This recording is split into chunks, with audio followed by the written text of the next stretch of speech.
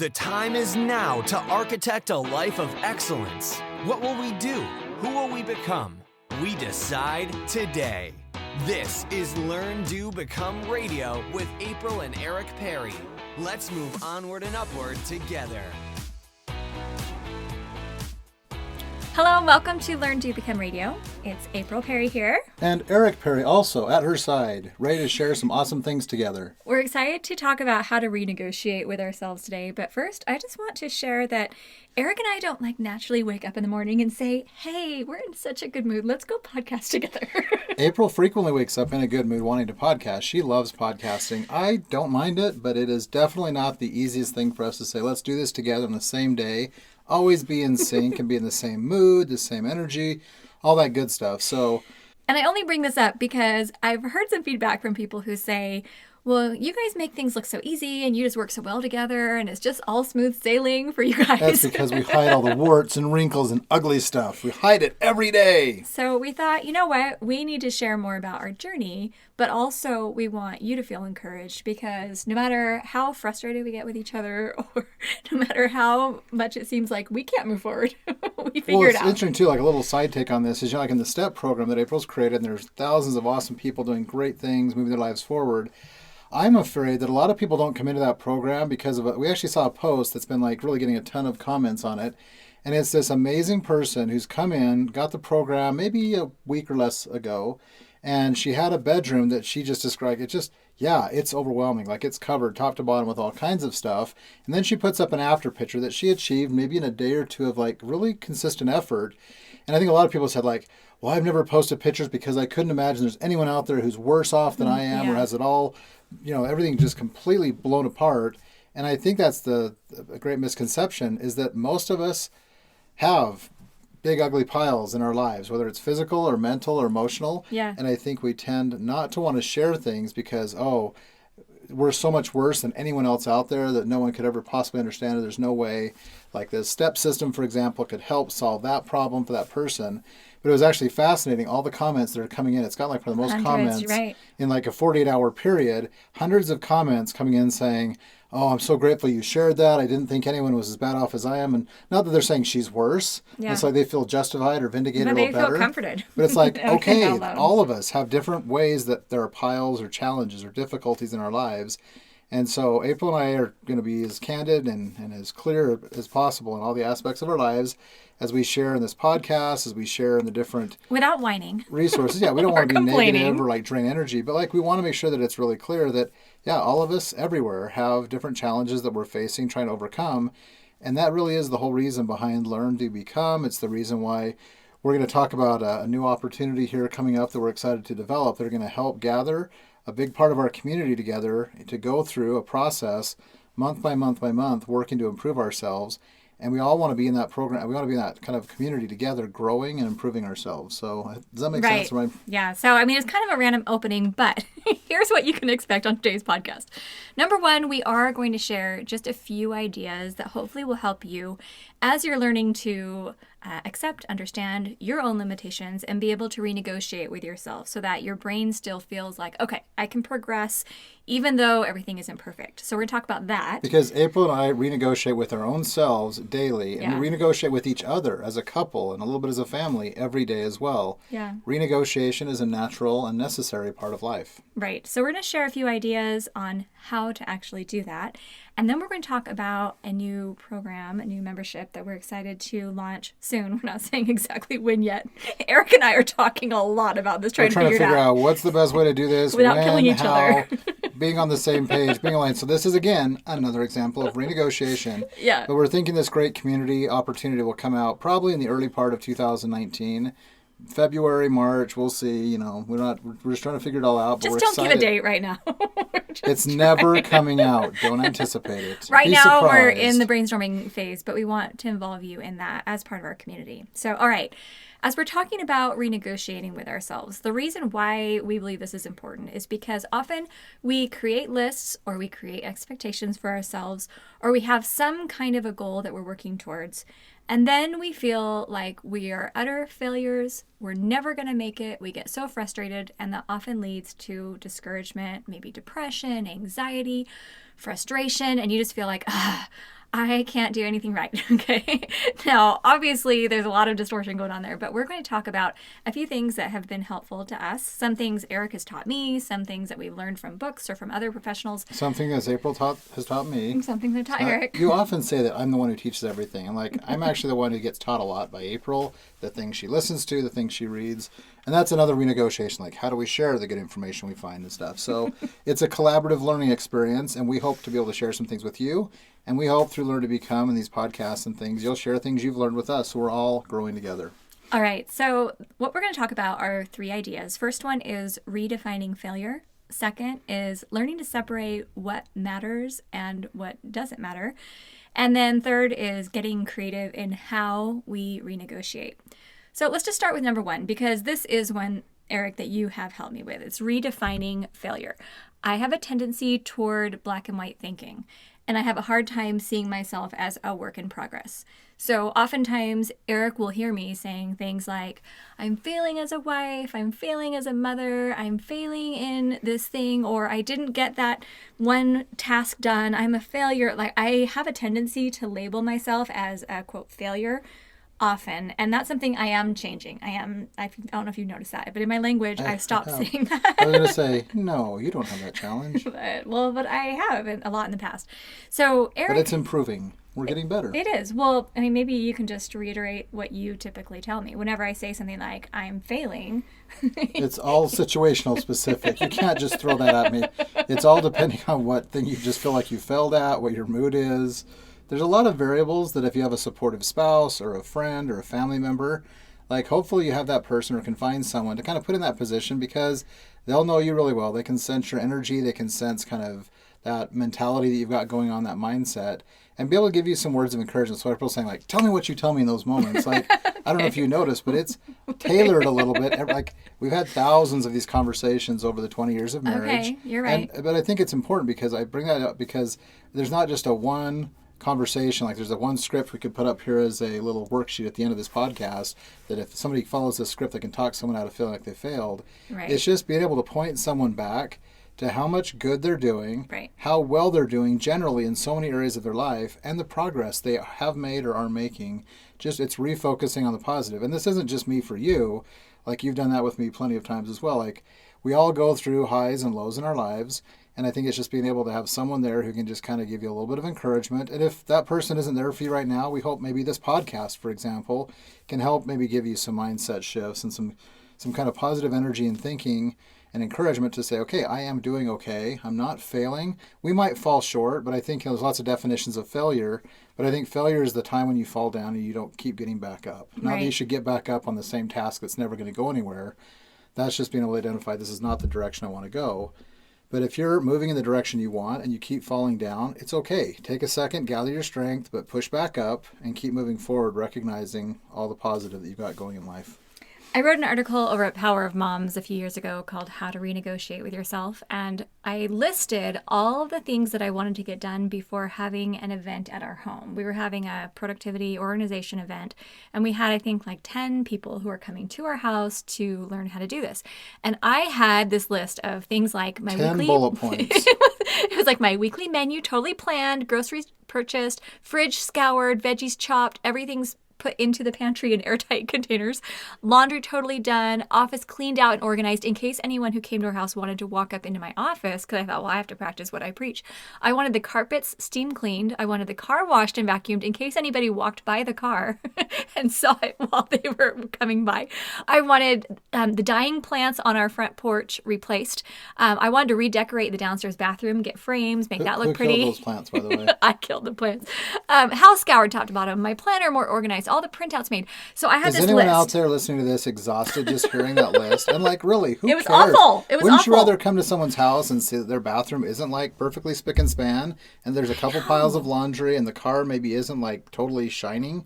So I think it's like we set expectations way too high for ourselves sometimes because Really, what was the off chance someone was going to want to go see your office or your car? I know, and I'd set myself up to really kill myself. So I included what I did to renegotiate with myself, where my mom actually had a chance to come out and visit and stay the night with me. So I took her with me to the store. I just bought what we needed for the weekend. I did a little bit of laundry, put the baskets upstairs. We didn't even fold it. I put the kids in charge of that.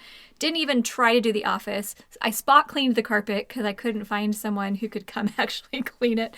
I took the car through the $6 car wash at the gas station instead of cleaning it myself. I trimmed the dying plants, but then I didn't worry about them because I realized, you know what, people who are coming here are not looking to see how good I am at gardening. They're learning about organization. I cleaned the downstairs bathroom, but I didn't redecorate it, and really just gave myself a chance to breathe. Oh, you're going to say you cleaned the sink, but not the toilet. You Well, just kinda went half and half. I mean, I did kind of a basic job. But instead of expecting myself to do everything perfect, I just did what I could. And in the past, I would have thought, oh, I'm a failure because I didn't get everything done. The list wasn't done to a T. Right, but... And I'd like to think, I don't remember the specific event, but I'd like to think I was somewhat helpful in some of these things. I'm sure you were, but you were working a full-time job was. at the time. And I just so... want to sound like you had to do it all. I'm just over here like... Well, it was making fun Eric of the was plants. gone a lot because he had a full-time job and you were doing volunteer work in our community and at church. So you really weren't home a lot at that point. And I just had this idea that I was going to be a superwoman and Gotcha. get everything done. So just being able to redefine failure in our minds and recognizing like there really is no failure. Like you say this for people in the STEP program all the time. There's no falling off the wagon because there is no wagon. Like Right. you're progressing. The wagon's you're not learning. moving away without you. Like it is a process. You get into it, and as soon as you start it, you can move at your own pace. Get the results that you want as you define them. There's not a standard of you've succeeded if you do this, but you failed if you haven't. Like, and we build STEP and the programs that we're going to be building in the future and the things we do. We do it that way on purpose because nobody needs a guilt trip. No one needs to feel like they don't measure up. No one needs to feel left behind because that isn't real, right? We move at the speed of our determination, the speed of our commitment, the speed of our desire. And so if we can just kind of get those things kind of bolstered, some days those will be a little off and you're not going to make much progress. It doesn't mean you're a failure. You just rekindle the energy, rebuild the fire, and keep moving on. So point number 2 goes really well with point number 1, where it's learning to You were going separate. to tell the chili story? Well, you want me to tell the chili story? Chili story is hilarious. Okay, maybe we really? It's awesome. Okay. So for a community gathering right around Halloween, there was supposed to be like this big group activity, trunk or treat, all that kind of stuff. And there was like this panic message that went out saying, oh, we're going to be short on No chili. chili. It was a potluck event. We're not going to have enough chili. So there's like this distress call made. And so April's like, oh, no. And so was this the Wendy's chili day or did you make your No, own? the next year I went to Wendy's so we'll and get to got chili. But what happened is that I freaked out. So I spent the entire morning making chili and I made a double batch because I was trying to be doubly helpful. But then the double batch didn't fit in the crock pot. I spilled chili all over my nightgown. I was so grumpy at the family, and our whole day, pretty much, It was a good day. it was surrounded around this chili The pot. shadow, the pall that chili cast on Halloween. And as our family showed up at the event, holding, this prize, my chili, in my arms. If you go to Power of Mom, she posted the photo of the I'll have a actual link, event. yeah. There actually are 30 crock pots of chili that ended up getting brought there as a Everyone distress heard call. the distress call. And there was we took most of our chili. I think almost all the I don't chili think anyone even ate it. back home because hardly anybody needed that much chili. So most people took their chili back home. So the next year we learned, we renegotiated. We went to Wendy's. And we went to Wendy's. We got like 3 or 4 of their little containers and dumped them into a crock pot to make it look homemade.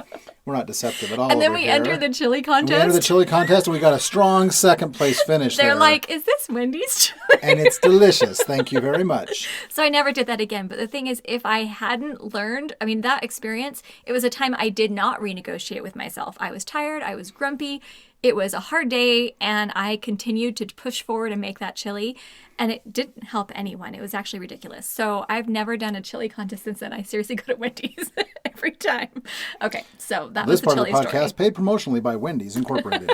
Okay, so jumping on to number 2, it's Kidding about that. well, it's learning how to separate what matters and what doesn't matter. Now, using that chili example, yes, like our friend down the street participated in the chili contest this year. He got up early, he sauteed onions and garlic and worked all day making this awesome chili that won the contest, and he loved it. It was fun for him because So he what if the enjoyed third cooking. place winner did the same thing and we cut him out of a second know, place maybe we finish? did. We should give the But room back. if that's something fun for him and he enjoys it, that's awesome. Yeah, but if it there's matters to you, invest in it. If it doesn't, don't feel Yeah. the pressure societally to get sucked into a bunch of this stuff. But there's a difference between the ideal and then what's really necessary right now.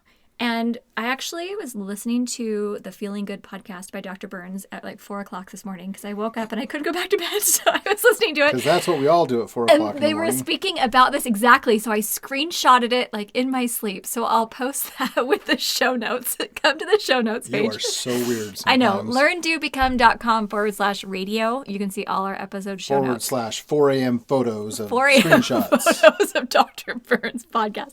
But what they did is they helped me understand the language that you can use, because you can say something like, oh, it would be preferable if we could have all of our Christmas gifts, for example, ready way in advance, and it'd be preferable if all the cards could be sent in November. But or it would be helpful if you could show up and help referee or help take care of the janitorial for this community event. But if you can't, if it really is going to create more strain than be an opportunity and a blessing, renegotiate it. Like, try to figure out a different way to contribute later on, but don't get squeezed in and feel like this angst and frustration the whole time you're doing whatever you're doing. Right. So I'm starting to use that language now where I'd say, oh, it'd be preferable if this and this and this could happen. You know, that type of thing. I like that. I want to talk a little bit about our great big pile of holiday mirth. We talked about it in the podcast that I recorded with our team as we talked about holiday spontaneity versus structure. But I just want to share a little bit more about that with Eric from his perspective. Because it's one of the best holiday ideas ever conceived, but people give me a hard time for it. It was about 2 years ago, and I got a concussion in late November, and I physically could not do Christmas. So I didn't have the energy to be up and about. I couldn't wrap gifts. I couldn't even think through things or plan. So Eric was in charge of Christmas. The pre-moral of this story is never allow your spouse or significant other to be in charge of Christmas festivities when you do it better. So we had done one trip to Costco where both of us were there and we bought a few things. And we had been planning to give our children a trip. We did end up going on a family trip to Israel. So that was like the big gift, is that we were doing it in April, but we did give it as a little gift certificate for Christmas.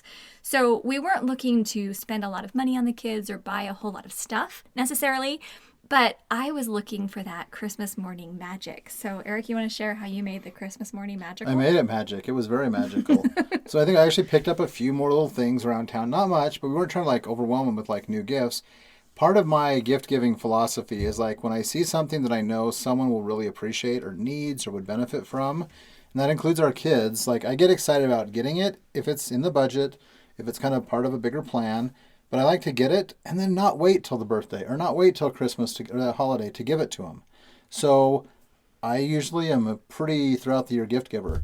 So what I did with a great big pile of holiday mirth is I gathered all the things the kids had gotten that were significant. I'm not talking about all socks and underwear and pencils, but anything meaningful, maybe a new pair of shoes for the basketball team they made, or some other things like that we'd gotten over the course of the year. I gathered all the big items and kind of put them in a huge pile, including around the bottom our dog of the tree. We'd gotten a puppy earlier that year, so the puppy's grown quite a bit. So at the Christmas morning, I just had our puppy Sunny lay down next to the tree, but there's a lot of stuff around the tree, and it was more than anything kind of a visual recognition and an affirmation that I'm look, you don't need more stuff. Well, it's not about even that. It's look, we have been you have things that you've been given. They're blessings in your life. Yeah. And there were some new things as well, but the big downfall, I guess, is I decided I'm not wrapping a single thing. I actually woke up our then 14, 15-year-old daughter in her sleep trying to find the gear bag and the pair of shoes that we'd gotten her for the basketball He's team. under her bed at 11 o'clock at night with a flashlight. With a phone flashlight, trying to find the stuff, trying not to wake her up. But I wanted to pull all this stuff because she wakes up, and apparently she doesn't fall back to sleep very easily, which thing I find out the next morning, she's cranky all Christmas Day. She's so mad. And I'm like, Grace, where are your shoes? Where's the bag?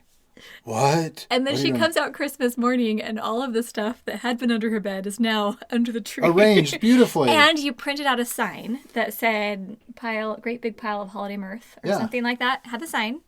And the wrapping paper was in the corner of the room in case they wanted to wrap their own presents later. They wanted the thrill of unwrapping something, I had a roll of wrapping paper and some tape there. I'm saving the environment little by little there. Oh my gosh.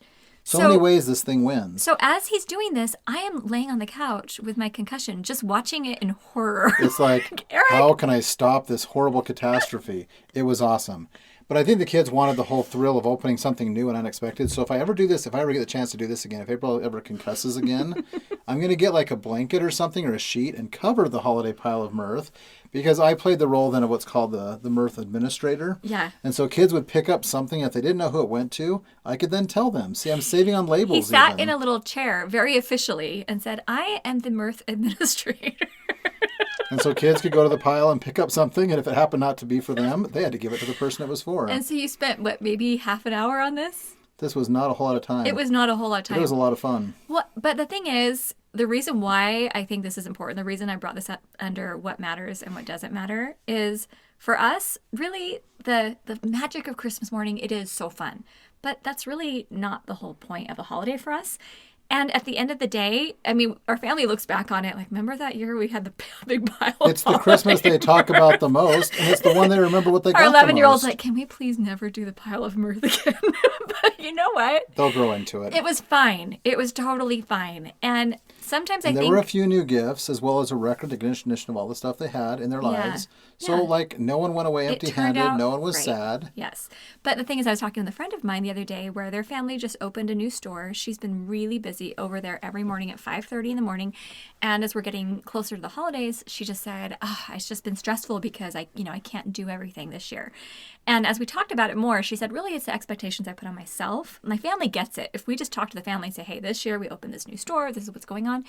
But I think, and I don't know if it's more women who do this, but whether it's men or women, when we put too many expectations on ourselves, particularly for things that really don't matter in the end, like my plants out on the front porch that I wanted perfect Maybe I'll for my contact event. this friend and volunteer to do the great big pile of holiday mirth for them. I think you could go be their mirth administrator. No charge. You know what? I'm going to see if we can find a photo of that tree with a sign. Oh, I took lots of them. I'm like, this is a Christmas we'll post to remember. That with the show notes.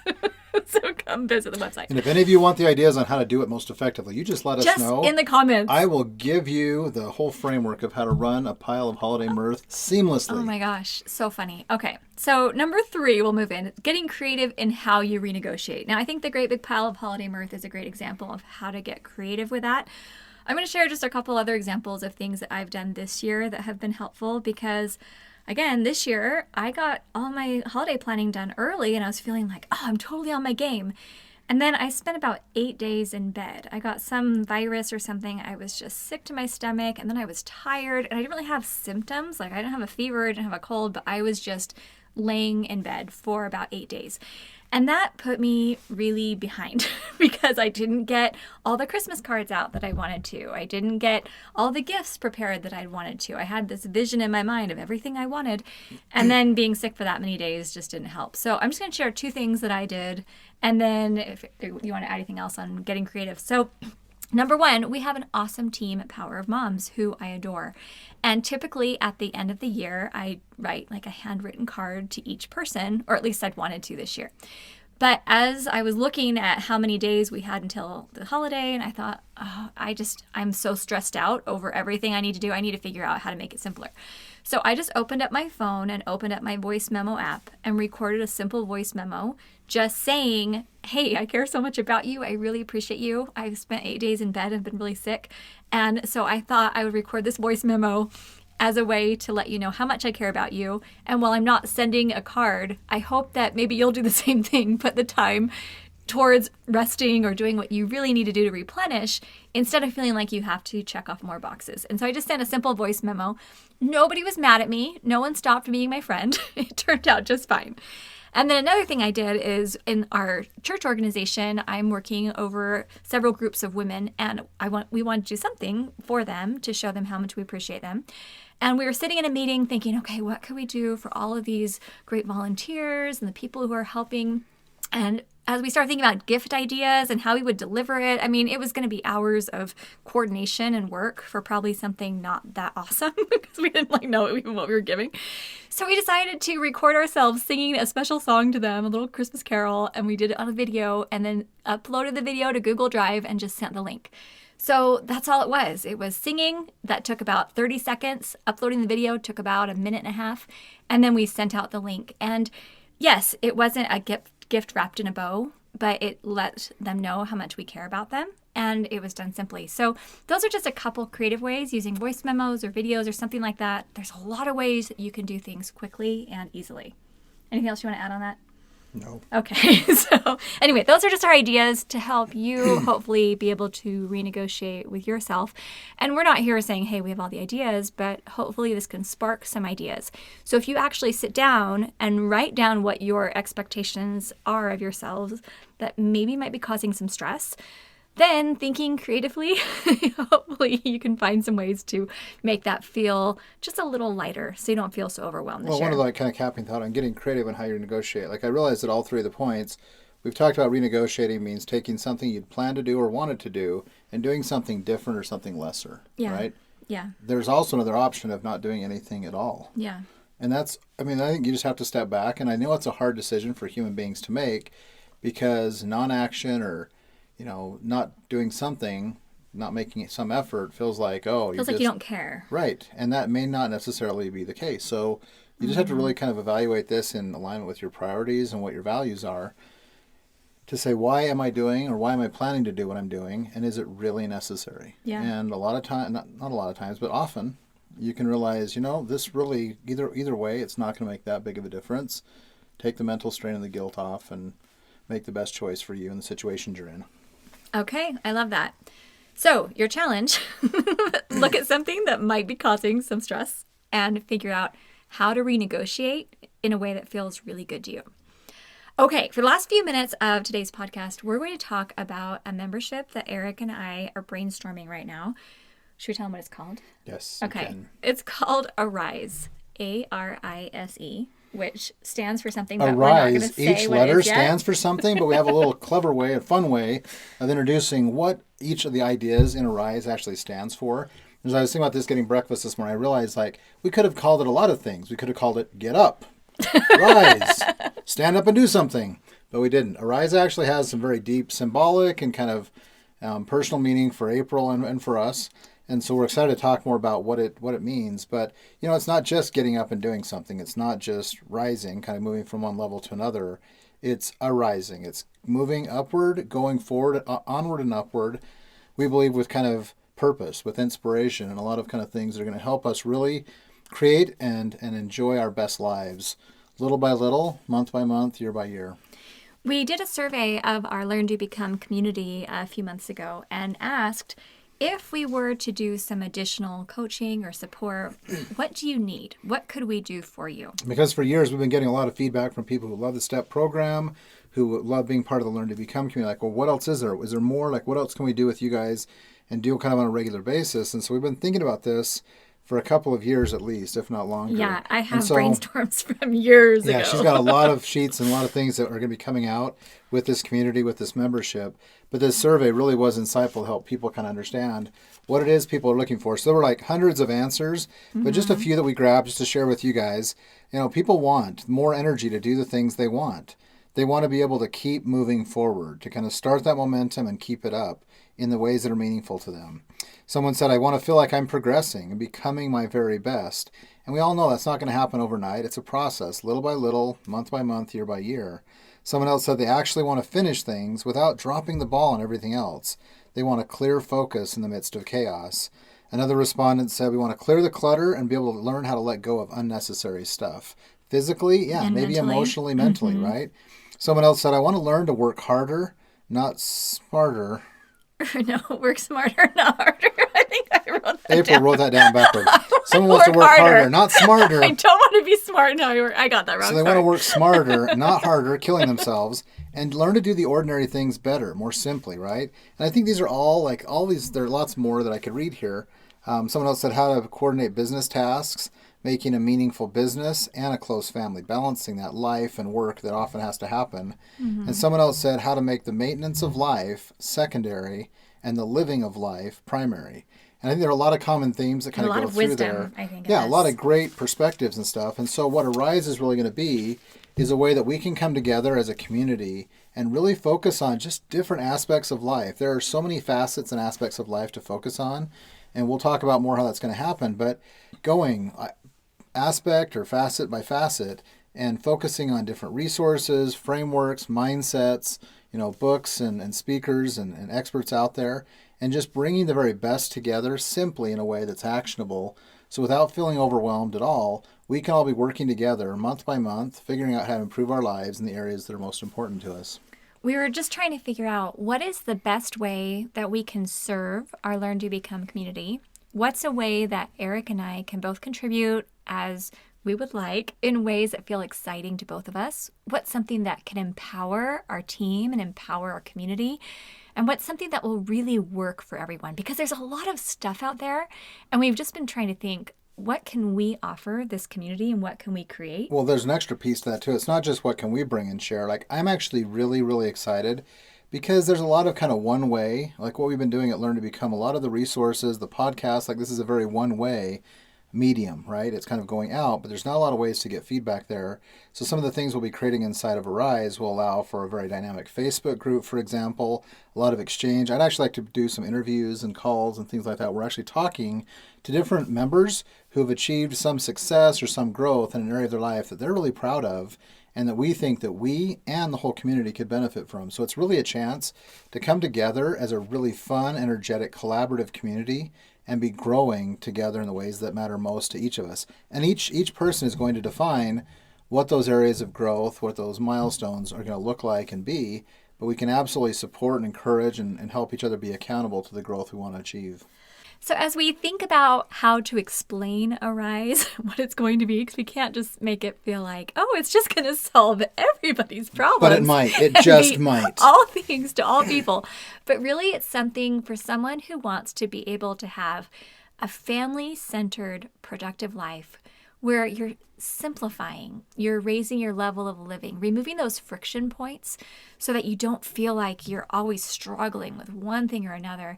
And we want you to wake up excited, to go to bed content, and feel really proud of yourself and think, I'm doing a good job. And that's how we want to feel each day too. Like we're growing.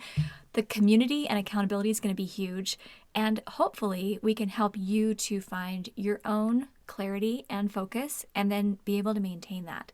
So we're going to be curating some of the best books and podcasts, ideas from experts, ideas from conferences, and put them out in really simple, easy to implement formats so that you can feel like you have a community supporting you as you're improving every day. Yeah, we've been building up a lot of things we've been in love with for the last 5 to 10 years. So there's a lot of great things won't throw it all we're at you. excited to share. So we've got stuff we want to share, but we want to share together and have you guys share things as well. But I think really in a nutshell, I think this is going to be the type of community, the type of membership where people are really excited to be a part of it. There's nothing you have to do. There's no minimum participation level required. It's just come and be part of a community. And I think most human beings really do want to be part of a community that cares about them, that's going to support them and encourage them to help them become the very best person, the best individual, the best spouse or partner, the best parent, the best employee or entrepreneur, whatever it is they're doing, to become the best they're capable of. And that's really what we want to do, is create this community of people who are looking to learn, to do, to grow, and become together. So here's what you can do. Number one, you can come to the show notes page for today's episode. If you just go to learndobecome.com/radio, you can see all of our podcasts and you can just click on today's episode. Or what you can do is go to learndobecome.com/arise, ARISE. We're going to have a little waitlist form. So you can just put in your name and email if you want to make sure that you get reminded when we launch, okay? But we're also going to have some more podcasts coming out in the next few weeks explaining what Arise stands for, helping you see a little bit more of the vision, what's inspiring Arise and what we're so excited about. And really, we're excited to be able to get to know you better, to serve you better, and really have a way to bring together this community. Because, here Eric and I are sitting by ourselves in front of a computer and a microphone. And you guys are typically out there in your individual homes or cars or wherever you're listening to this. We want to help bring it all together. And virtually nowadays, we can do that. So we're thrilled for you. Hope that you have a wonderful week. Hope you can renegotiate with yourself and breathe better. And just want to let you know that we're here for you. And we're so grateful that you're here at Learn to Become. Thank you so much for being with us. You are awesome. Have a great rest of your day.